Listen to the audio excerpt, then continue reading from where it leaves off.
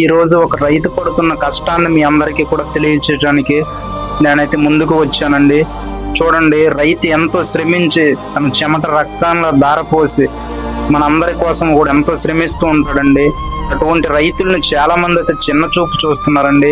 ఇలాంటి రైతులే లేకపోతే భోజనం చేయటానికి కూడా మనకైతే ఆహారం అనేది ఉండదండి. హాయ్ అండి.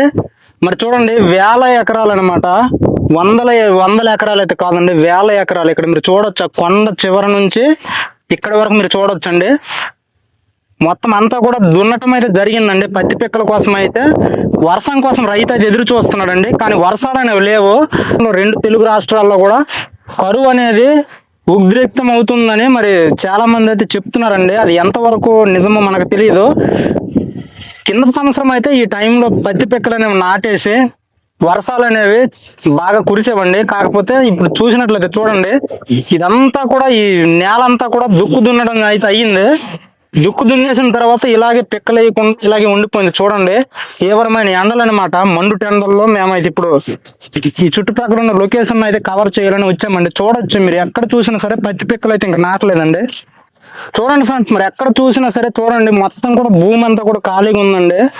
చూడండి, అక్కడ ట్రాక్టర్ కూడా దుక్కు అనేది దున్నుతుంది. కాకపోతే వర్షాలు అనేవి లేవండి. ఈ వర్షాలు అనేవి ఎందుచేత పడటం లేదో మరి మీరే చెప్పండి కామెంట్ బాక్స్ లో దయచేసి. చూడండి, ఒకప్పుడు అయితే వర్షాలు ఈ టైం ఇప్పుడు మనకు వచ్చేది జూన్ నెల అండి. ఇది ఒకప్పుడు ఏంటంటే పిల్లలకి సమ్మర్ హాలిడేస్ ఇచ్చేటప్పుడు సెలవుల మధ్యలోనే వర్షాలు అనేవి బీభత్సంగా కురిసేవండి.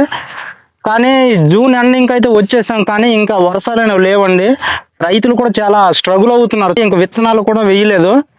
ఇంకా చూపిస్తానండి, చివరికి కూడా వెళ్తాను. లొకేషన్ అయితే చాలా బాగుంది. కాకపోతే చాలా బాధాకరమైన విషయం ఏంటంటే వర్షాలు అనేవి పడట్లేదండి. క్రిందటి నెల నుంచి ఇప్పటి వరకు అంటే దుక్కులు దున్నటానికి అయితే 2 times అయితే రెయిన్ అనేది కురిసిందండి, వర్షం అయితే కురిసింది. కానీ ఇప్పటి వరకు అయితే ఈ దుక్కులు దున్నిన తర్వాత మాత్రం ఇప్పటి వరకు వర్షం అనేది లేదండి. పడుతుంది, ఎక్కడో కొండల పైన దూరంగా పడుతుంది, కానీ పెద్దగా వర్షం అయితే కనిపించట్లేదు అనమాట. చిన్న చిన్న జల్లులు అయితే కురుస్తుంది, వెంటనే తగ్గిపోతుందండి. ఇప్పుడు చివరకు కూడా వెళ్తాను, అక్కడ కూడా మొత్తం అయితే దున్నడం అయితే జరిగిందండి. ఇంక పిక్కలు అయితే ఎవరు వేయలేదండి. చాలా బాధాకరమైన విషయం. ఆ విజువల్స్ అంతా మీకు ఆ కొండలు కావచ్చు అదంతా కూడా చూపిస్తానండి. వీడియో అయితే చాలా ఇంట్రెస్టింగ్ ఉంటుందండి. తప్పకుండా మీరు అందరూ కూడా చివరి వరకు చూస్తారని మనస్ఫూర్తిగా కోరుకుంటున్నాను. ఇకపోతే నేనైతే ఆ ఎండింగ్ ప్లేస్కి అయితే వెళ్ళబోతున్నానండి.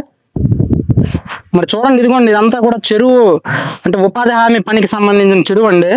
ఈ భయంకరమైన మండు టెండలకి ఈ చెరువు పని కూడా కంప్లీట్ చేయకుండా అయితే మధ్యలో ఆపేశారండి. ఎందుకంటే ఎండ తీవ్రత అనేది అలా ఉందండి. చూడండి, నాకు మీకు చూపిస్తానని చెప్పాను కదండి, కొండ విజువల్స్ అదంతా కూడా దగ్గరికి అయితే నేను వచ్చాను. అక్కడ దూరాన మనకి ఒక రైతన్న కూడా కనిపించాడు ఇప్పుడు.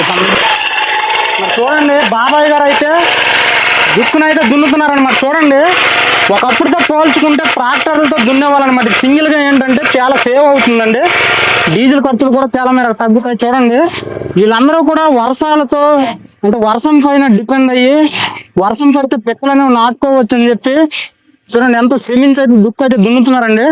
దయచేసి మనం అందరం చూస్తున్న ప్రతి ఒక్కరము కూడా తప్పకుండా వర్షం పడాలని కోరుకుందాం. ఎందుకంటే రైతే దేశానికి వెన్నుముకండి. ఇలాంటి రైతులే కానీ ఈరోజు మనకు లేకపోయి ఉంటే ఒక్కరు మెతుకులు అనేవి మన ప్లేట్లోకి వచ్చేవి కాదు. తప్పకుండా ఇలాంటి ఫార్మర్స్ కి అయితే మనం అందరం సపోర్ట్ అందిద్దాం.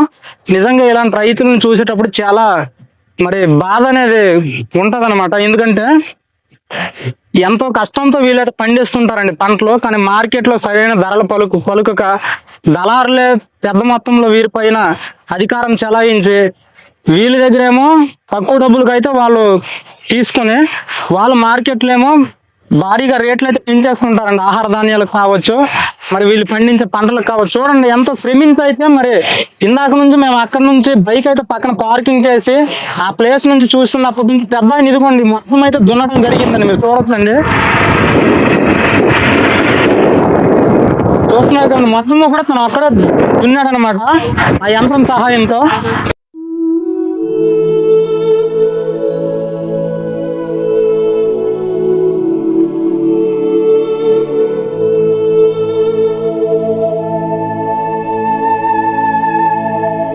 ఇదిగోండి ఫ్రెండ్స్, ప్రెసెంట్ అయితే మా ప్రాంతాల్లో ఇలా ఉంటదండి పత్తి పిక్కల సీజన్ అండి. ఇది ప్రజెంట్ ఏంటంటే వర్షాలు అయితే కురవటం లేదండి. కాకపోతే మన వాళ్ళు అయితే పత్తి పిక్కలను అయితే నాటుతున్నారు. తాడు సహాయంతో ఇలా చూస్తారండి.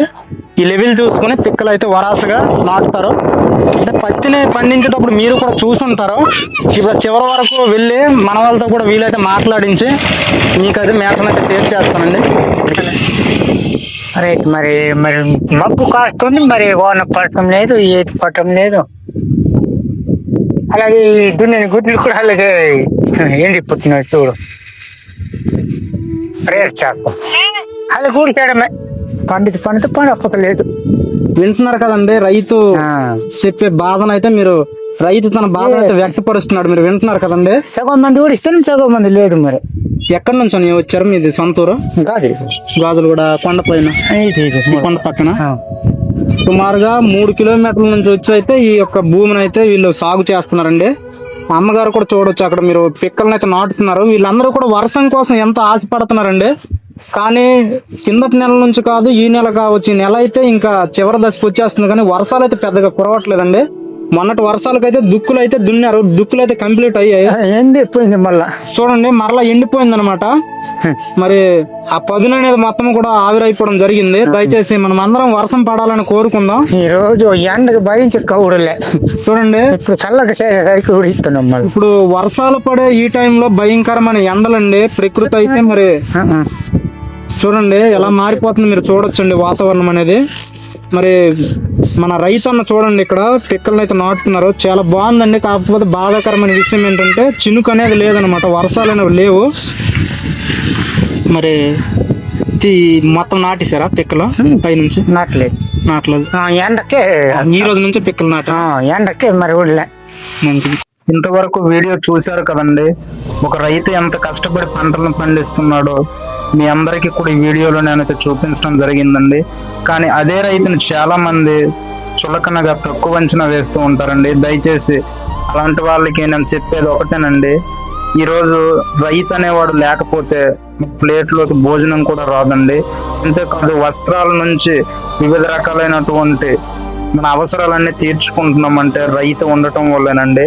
అలాంటి రైతుని గౌరవించకపోయినా పర్వాలేదు, కానీ దయచేసి కించపరచకండి, చిన్న చూపు చూడకండి. మరి వీడియో చూసిన ప్రతి ఒక్కరు కూడా మనస్ఫూర్తిగా ధన్యవాదాలు తెలుపుకుంటూ సరికొత్త మంచి వీడియోతో కలుసుకుందాం. అంతవరకు సెలవు.